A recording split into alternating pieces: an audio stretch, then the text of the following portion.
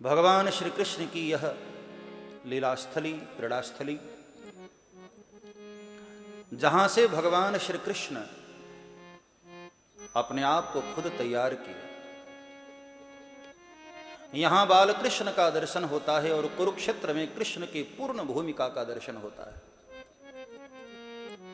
जिसलिए भगवान श्री कृष्ण धरा पर आए थे,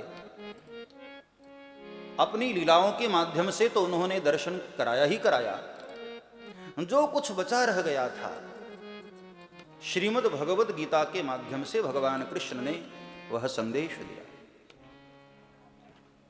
अद्भुत भगवान श्री कृष्ण की पूरी चरितावली।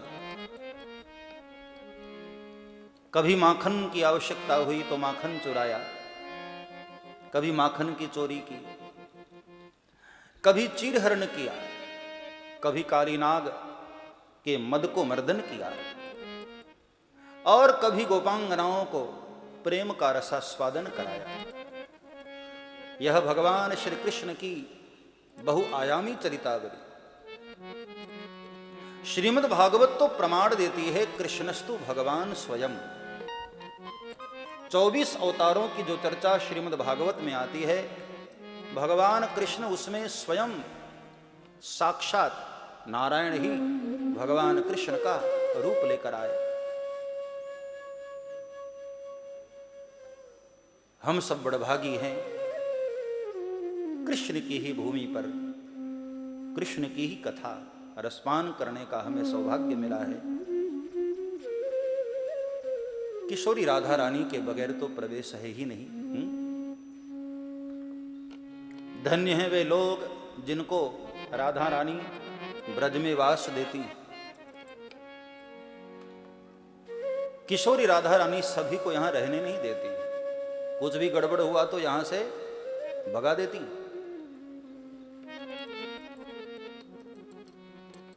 जिस पर राधा रानी का प्रेम होता है वही यहां रह पाते हैं।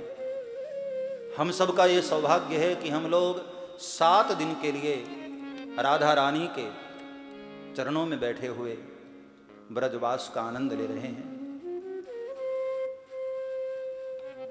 आप वृंदावन को आंतरिक दृष्टि से देखें तो ये वृंदावन कुछ और है। किसी संत की दृष्टि से, किसी महापुरुष की दृष्टि से इस वृंदावन को देखा जाए और उस लीला को स्मरण करो, यही वो भूमि है जिसको प्रभु ने चुना अपनी लीला के लिए। इतना बड़ा भारतवर्ष है, भगवान ने और क्षेत्र को नहीं चुना, इसी भूमि को चुना, तो जरूर इस भूमि का कुछ तो राज होगा। भाई परमात्मा ने जिसको चुना हो, कुछ तो रहस्य होगा। हम उस रहस्य अनभिज्ञ हैं, ये बात अलग है, लेकिन कुछ तो इस भूमि का रहस्य है। भगवान कृष्ण ने जिसको चुना हो, इसलिए इस व्रजभूमि को सांसारिक दृष्टि से न देखते हुए आंतरिक दृष्टि से देखने का प्रयास करना चाहिए। हम सभी अपने अपने शहरों में कथाएं तो सुनते हैं, उन्हीं कथाओं के श्रवण का ये फल है कि ठाकुर जी ने अपने धाम में तुम्हें बुलाकर अपना चरित्र सुनने का अवसर दिया। ये उन्हीं कथाओं का फल है। यहां कौन आ पाता है साहब? पूरी जिंदगी बीत जाती है लेकिन लोग सोचते रह जाते हैं, यहां पहुंच नहीं पाते। एक तो यहां पहुंच जाना और उसमें भी गोविंद के चरित्र का श्रवण करने का अवसर मिले, उस भाग्य का तो मैं क्या वर्णन करूं। कहते हैं नवधा भक्ति जिसके भीतर आती है उसको राधा रानी ब्रज आने का आमंत्रण देती है।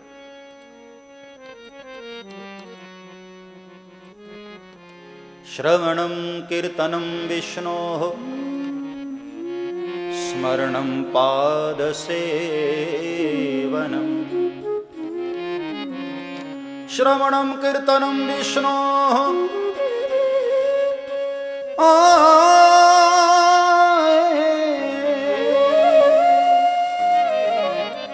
श्रवणं कीर्तनं विष्णोः स्मरणं पादसेवनं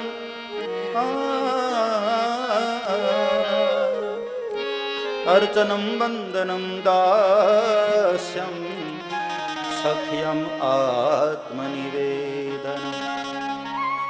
श्रवणं कीर्तनं विष्णोः स्मरणं पादसेवनम् अर्चनं वंदनम दास्यम सख्यम आत्मनिवेदनम। ये 9 प्रकार की भक्ति। इस 9 प्रकार की भक्ति में भी एक भक्ति भी जिसकी दृढ़ हो जाए वह वृंदावन आने का अधिकारी हो जाता है। और ये कोई बहुत कठिन नहीं बताया मार्ग, बड़ा सरल मार्ग बताया। श्रवणम, पहली भक्ति ही इतनी सरल बताए। श्रवणम, जिसको श्रवण में प्रीति हो गई, केवल कथा सुनने में। कथा सुननी भी एक कला है। हर किसी को तो सुनना भी नहीं आता।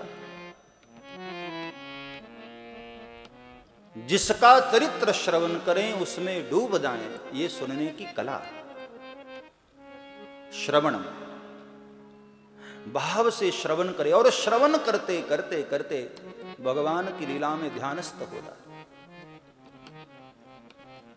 राजा परीक्षित केवल सुने और सुनते ही धन्य हो गए। पहली भक्ति इतनी सरल बताई, श्रवणम। ऐसे ढंग से सुने कि मन कभी भरे ही ना। बाबा तुलसी ने बड़ी अच्छी बात कही मानस में कि जिसने एक बार कथा सुनी और मन भर गया तो इसका मतलब है उसने उस रस को जाना ही नहीं है। वो रस ऐसा है, एक बार उसकी अनुभूति हो जाए और मन होता है।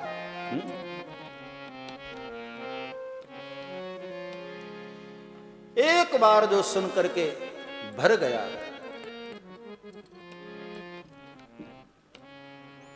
रामचरित जे सुनत अघाही,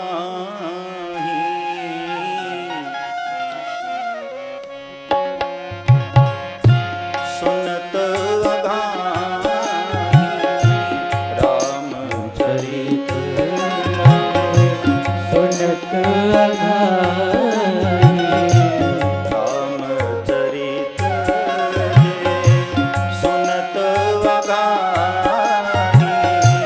रामचरित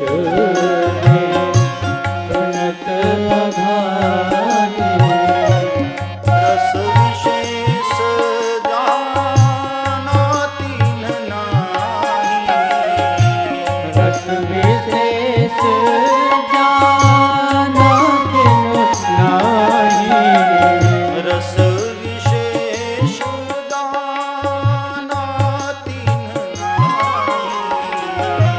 रस विशेष जाना तीन नाही, रामचरित जे सुनत अघाही, रामचरित सुनत अघाही। एक बार रामचरित सुनकर जिसका मन अघा गया, भर गया, उसने सुना ही नहीं, उस रस को उसने जाना ही नहीं। यह तो ऐसा रस है जितनी बार पियो और प्यास बढ़ती जाए। जो सच्चे श्रोता हैं ना, जिनको सुनने की प्यास है, मन कभी भरता नहीं। बाबा तुलसी ही नहीं मानस में एक और बड़ी प्यारी बात कही, जिनके श्रवण समुद्र समान, जिनके श्रवण समुद्र समान,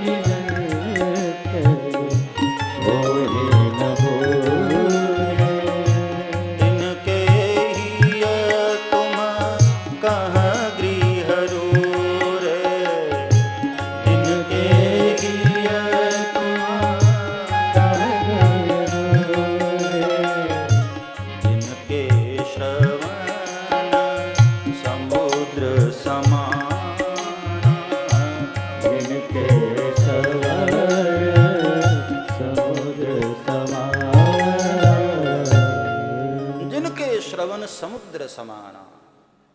श्रोताओं का हृदय तो ऐसा हो समुद्र की तरह, कितनी भी नदियों का जल उनके भीतर जाए लेकिन कभी मन भरे न। रही दरस जलधर अभिलाष। भगवान की कथा सुनने के लिए भी मन में प्यास बनी रहे। श्रवणम, यह भक्ति भी हमारे भीतर आ जाए। कितनी सरल भक्ति, और कुछ करना नहीं। हाँ, न ध्यान करना है, न कपालभाति करनी है, केवल श्रवण कर लो। न यज्ञ, न तप, न दान, न होम, केवल श्रवण। 9 प्रकार की भक्ति में श्रवण को भी एक भक्ति के रूप में शामिल किया गया। केवल सुन लिया जाए तब भी जीवन रूपांतरित हो जाता है। ये 9 प्रकार की जो भक्ति बताई, इसमें कोई भी एक भक्ति से हम वहां पहुंच सकते हैं। सब्सक्राइब करें श्री चिन्मयानंद बापू जी के YouTube चैनल को और हमारे वीडियोस को सबसे पहले देखने के लिए बेल आइकॉन को दबाना न भूलें।